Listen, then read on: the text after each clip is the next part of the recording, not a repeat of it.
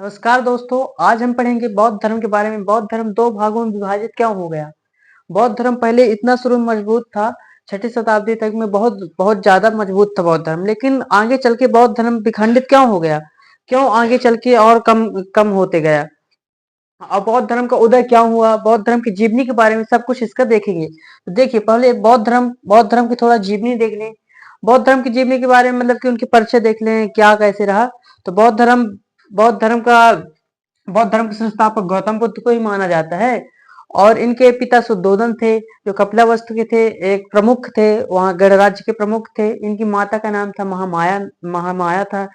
इनके साथ जब इनके जन्म हुआ तो इनके 7 दिन बाद इनकी माता की डेथ हो गई। फिर इनका पालन पोषण प्रजापति गौतमी ने किया। इसको शॉर्ट में ऐसे मतलब स्टोरी टाइम में समझ लीजिए, बाकी ये जो लिखने वाली बात है मैं उसको लिखवा दूंगा।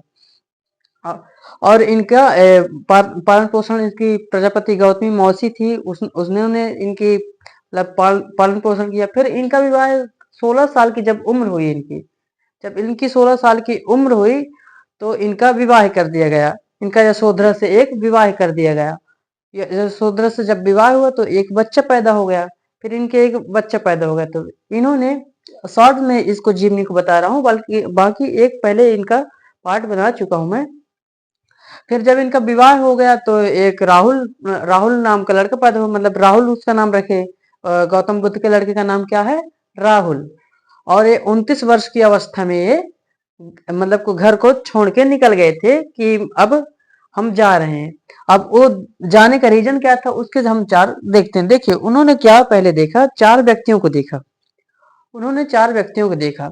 एक बूढ़ा को देखा, एक बीमार को देखा, एक मृत को देखा, एक सन्यासी को देखा। काहे कि गौतम बुद्ध कभी पहले पहले बाहर निकले नहीं थे, राज्य राज्य में थे, अपने घर में रईसी से मतलब जिंदगी जी रहे थे। उनके उनके पिता कहीं जाने नहीं देते थे। लेकिन उन्होंने एक ऐसा किया कि देखते हैं बाहर जाके क्या होता है। तो बाहर जब गए तो ये सब व्यक्तियों को देखो तो उनके मतलब मन में एक वैराग्य पैदा हुआ। वैराग्य पैदा हुआ तो उन्होंने अपने जो सारथी था उनका, उनके साथ बाहर की ओर निकले। तो बाहर वो चार व्यक्तियों को देखे थे। किसको किसको देखे थे? बूढ़ा को देखे थे, बीमार को देखे थे, और बूढ़ा को, बीमार को, एक मृत व्यक्ति को देखे थे, और एक सन्यासी को देखे थे। इन चारों को देख के उनके मन में वैराग्य पैदा हो कि यहाँ तो सब एक ही है, इसी तरह हो जाएंगे, हम भी इसी तरह मर जाएंगे। भले हम राजा हैं तो क्या हुआ, इसी तरह हम भी मर जाएंगे। तो हम खोज की ओर निकले। इसको महाभिनिष्क्रमण कहते हैं। इसको महाभिनिष्क्रमण कहते हैं। ग्रह त्याग का प्रतीक माना जाता है गौतम बुद्ध का, घोड़ा माना जाता है। इसको ध्यान रखिए। अब थोड़ा इनके बारे में अब फिर और आगे जब गौतम बुद्ध का उदय क्यों हुआ, इसको जरूर ध्यान रखिए। गौतम बुद्ध का उदय हुआ, उसके 3-4 कारण है, मैं बता रहा हूँ। पहला तो एक जो ब्राह्मणवादी वर्ण व्यवस्था थी, ब्राह्मणवादी व्यवस्था थी, तो उसमें से बहुत सारे वहां के जो लोग थे असंतुष्ट थे। और जो गौतम बुद्ध थे तो उन्होंने मतलब ऐसे ऐसे तर्क दिए, समानता वाले तर्क दिए। तो समानता वाले तर्क दिए, सभी को एक समान माना। तो गौतम बुद्ध का वहां से उदय होने लगा। फर्स्ट प्रथम पहली बार एक दलित था, उसको अपना बौद्ध धर्म अपनाए थे, मतलब शामिल किए थे उनको। भल्लिक नाम था उसका। और फिर दूसरा कारण क्या हुआ है, जैसे वहां ब्राह्मणवादी व्यवस्था में क्या था, पशु बलि थी। पशु बलि पहले की कृषक बहुत ज्यादा थे, तो जब पशु बलि होती थी तो कृषकों को नुकसान होता था। पशु बलि थी, वर्ण व्यवस्था थी, जाति व्यवस्था थी। वर्ण व्यवस्था, जाति व्यवस्था, ये सब थी। बहुत सारे रीजन थे। जैसे कि राज्यों को कर, जो राजा रजवाड़ थे और वहां के, तो उनसे ब्राह्मणवादी जो व्यवस्था थी तो उसमें से कर लिया करते थे। तो उनको भी नुकसान होता था, राजाओं को नुकसान होता था। जब राजाओं को नुकसान होता था तो वो भी समर्थन किए कि भाई ये ब्राह्मणवादी व्यवस्था में तो कर लिया जाता है। तो वो सभी राज्य मिला के सब इनका समर्थन किए। इसलिए बौद्ध धर्म धीरे धीरे ऊपर उठ गया। जब बौद्ध धर्म जब इनको 35 साल की अवस्था में इन्हें ज्ञान प्राप्त हो गया। बौद्ध गया में इनको ज्ञान प्राप्त हुआ, निरंजना नदी के पास गया में इनको ज्ञान प्राप्त हो गया। अब फिर जब इनको ज्ञान प्राप्त हो गया तो फिर उन्होंने क्या उपदेश दिए, किसको पहले उपदेश दिए, ये सब कहाँ कहाँ दिए, इसको देखते हैं। देखिए, उन्होंने वर्ण व्यवस्था एवं जाति व्यवस्था का कड़ी शब्दों में विरोध किया। गौतम बुद्ध ने वर्ण व्यवस्था को कड़ी शब्दों में विरोध किया। फिर देखते हैं, फिर गौतम बुद्ध ने कर्म पर विश्वास करते थे। वो मानते थे, गौतम बुद्ध वो मानते थे कि यदि हम ऐसा आज करेंगे तो हम, जैसे एग्जाम्पल देते हैं, जैसे हम पढ़ेंगे तो पास होंगे, ना पढ़ेंगे तो ना पास होंगे। अब इसमें क्या है, अलौकिक दुनिया को नहीं मानते थे, मतलब कि ये नहीं मानते थे कि कोई ईश्वर है, कोई है, ये नहीं मानते थे कि हम ऐसा ना करेंगे तो इस तरह हो जाए। जो आज हम करेंगे वो हकीकत में होगा, जो हम जैसे काम करेंगे तो हम फल पाएंगे, ये होता।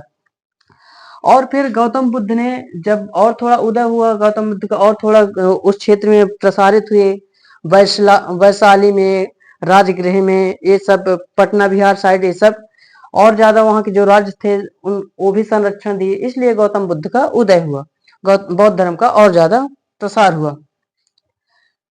फिर इसमें आर्य सत्य, गौतम बुद्ध ने आर्य सत्य बताए, चार जो सत्य बातें, सम्यक सम्यक सम्यक सत्य, जो ये हैं चार बातें।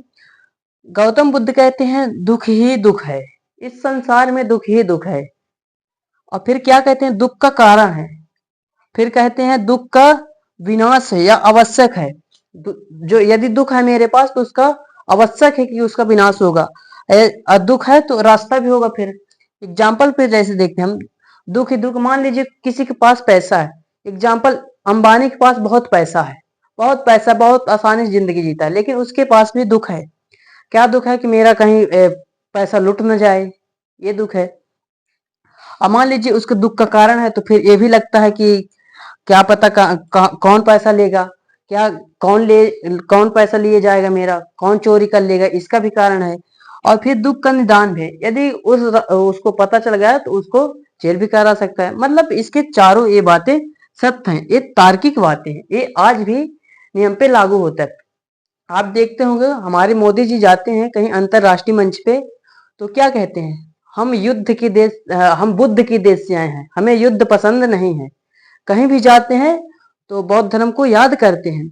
आज भी बताइए, 2000 साल पहले का आज भी हम याद करते हैं। क्यों याद करते हैं, वो तार्किक जीवन था, तार्किक था। जो उन्होंने उपदेश दिए, जो उन्होंने बातें बताई गौतम बुद्ध ने, वो तार्किक बातें हैं। ये सब तार्किक बातें हैं। अब फिर देखते हैं बौद्ध धर्म, फिर बौद्ध धर्म में जब और बढ़ने लगा, प्रसार होने लगा, तो बौद्ध धर्म में प्रचार करने के लिए राजाओं ने भी समर्थन किया। और फिर गौतम बुद्ध ने जो भिक्षु थे उनको 5000 भिक्षुओं के साथ सबको बताए रास्ते कि आपको ऐसे ऐसे करना है। ये उपदेश सभी को हर एक जगह पहुंचाना चाहिए, सभी को, इसमें जाति धर्म भेदभाव बिल्कुल नहीं देखना चाहिए। फिर गौतम बुद्ध ने 10 सील बताए, 10 बातें बताई जिनको भिक्षुओं को पालन करना था। और 10 बातें कौन कौन सी थी, जैसे अहिंसा। दो प्रकार के भिक्षु थे गौतम बुद्ध के, बौद्ध धर्म में दो प्रकार के भिक्षु होते हैं, एक गृह जो घर में रह के वो बौद्ध धर्म को पालन कर सकते हैं, और एक जो घर को त्याग कर देते हैं, वो होते हैं। दो प्रकार के बौद्ध धर्म में भिक्षु हैं। तो उसमें 10 सील बताए थे। 10 सील कौन कौन से थे, एक अहिंसा, सत्य, अस्तेय, अस्तेय यानी होता है चोरी, चोरी न करना। और चौथा है फिर व्यभिचार, व्यभिचार यानी होता है पराई औरत को न देखना, अपनी औरत के अलावा किसी औरत के गलत नजरिए न डालना। और फिर एक है पांचवा, नशा न करना। फिर है छठवां क्या है, सम्यक भोजन न करना, मतलब कि असमय से भोजन न करना, जैसे कि बार बार भोजन करते हैं, बहुत करते हैं, तो इसको न करना।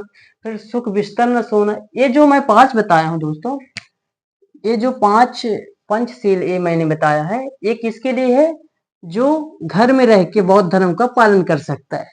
जो घर में रह के बौद्ध धर्म का पालन कर सकता है उसके लिए गौतम बुद्ध ने ये 5 सील बताए, जिसको पंचशील कहते हैं।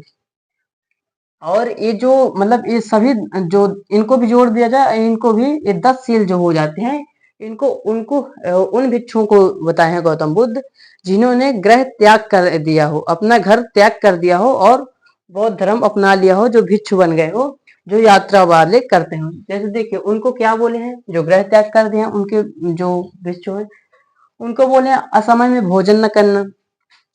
असमय में भोजन न करना मतलब कि ये नहीं कि बार बार भोजन करना या कि बहुत रात में भोजन करना, उसका टाइमिंग होता है।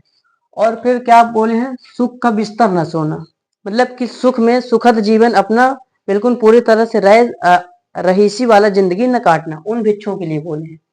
और फिर क्या बोले हैं, धन का संचय न करना। इसमें क्या बोले हैं, धन का संचय न करना। इसमें धन का संचय न करना, आपको कोई वो नहीं है कि आप धन का संचय करिए। इसमें क्या है कि धन का संचय कर सकते हैं यदि आप घर गृहस्थी वाले हैं, तो आपको भले बौद्ध धर्म के हैं आप उसमें धन का संचय कर सकते हैं, क्या कि आपके बाल बच्चे परिवार हैं, सब कुछ है, तो आप उनका धन का संचय कर सकते हैं। अब फिर ये क्या है, सुगंधित उपयोग न करना, सुगंधित द्रव्यों का उपयोग न करना, मतलब जैसे सेंट हो गया, स्प्रे हो गया, इन इनका सबका प्रयोग न करना। अब फिर 10वां है, स्त्री से दूर रहना। जो भिक्षु होते हैं, जो यात्री वाले भिक्षु होते हैं, जो ग्रह त्याग कर देते हैं, उनको गौतम बुद्ध कहते हैं कि आप स्त्री से दूर रहना। जब इतने 10 सील बताए तो इसमें कुछ मतभेद होने लगे। बहुत क्या करते थे, जैसे भिक्षु कुछ स्त्रियों के साथ रहने लगे, स्त्रियों के साथ रहने लगे तो उनका मन विचलित होने लगा, अलग अलग विचार आने लगे। और जैसे कि सुखद बिस्तर सोने लगे, मतलब कि अच्छा जीवन जीने लगे, वही भिक्षु ही करने लगे। तो इस तरह से बौद्ध धर्म में मतलब एक तरह से लड़ाइयाँ आपस में उत्पन्न हुई। तो इसको जब जो राज्य थे, वहां के जो राज्य थे, तो उन्होंने संरक्षण जो दिया था राज्यों ने, उन्होंने कहा कि अब इनका जब आपस में विभेद करेंगे तो कैसे ये बौद्ध धर्म फैलेगा। तो इसलिए वहां की संगीति के लिए बुलाया गया। तो बोला गया कि आप लोग ऐसा ना करिए, आप सब इकट्ठा होइए, उसके बारे में हम बताते हैं क्या करेंगे। तो प्रथम संगीति, बौद्ध धर्म की संगीतियां। अब देखिए बौद्ध धर्म की संगीतियां क्या थी। प्रथम संगीति 483 ईस्वी में हुई। राजगृह पाटलिपुत्र जो बिहार पटना है वही है। राजगृह अजातशत्रु के शासनकाल में हुआ। तो इसमें क्या था कि इसमें बताना था कि आपको इस तरह उपदेशों का पालन करना चाहिए। तो इनका उद्देश्य यही था कि उपदेशों का पालन करना चाहिए जो गौतम बुद्ध के बताए।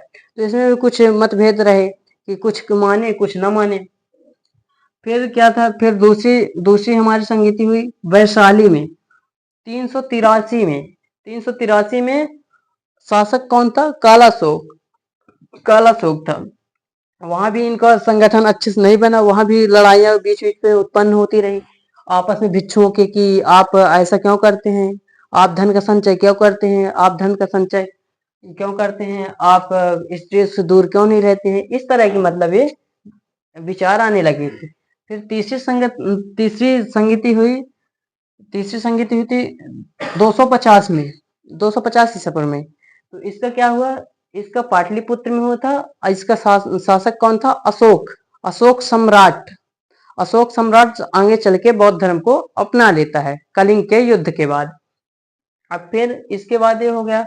अब फिर चौथी हमारी संगीति हुई थी जो महत्वपूर्ण है। इसी में से बौद्ध धर्म 2 भागों में विभाजित हो गया। देखिए चौथी संगीति कुंडलपुर कश्मीर में है, वहां हुई थी ये संगीति, वहां हुई थी। शासक कौन था, कनिष्क था।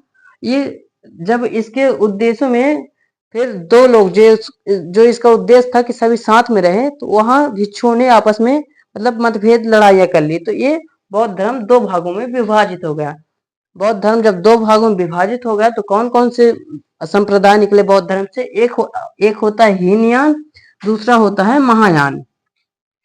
हीनयान वाले जो होते हैं दोनों बौद्ध धर्म ही, लेकिन क्या है कि इनके विचार कुछ अलग अलग है। इसमें क्या है, जैसे हीनयान के जो बौद्ध धर्म मानता है, हीनयान वाले तो बुद्ध को पुरुष मानते, मतलब महापुरुष मानते, गौतम बुद्ध को महापुरुष मानते हैं। लेकिन ये जो महायान वाले हैं, इस गौतम बुद्ध को देवता मानते हैं। जो हीनयान के हैं, प्रतीक रूप में दर्शाया गया है इनको, गौतम बुद्ध को प्रतीक रूप में दर्शाया गया, हीनयान वाले कहते हैं। और ये महायान वाले क्या कहते हैं, इनका मूर्ति पूजा करना चाहिए हमें।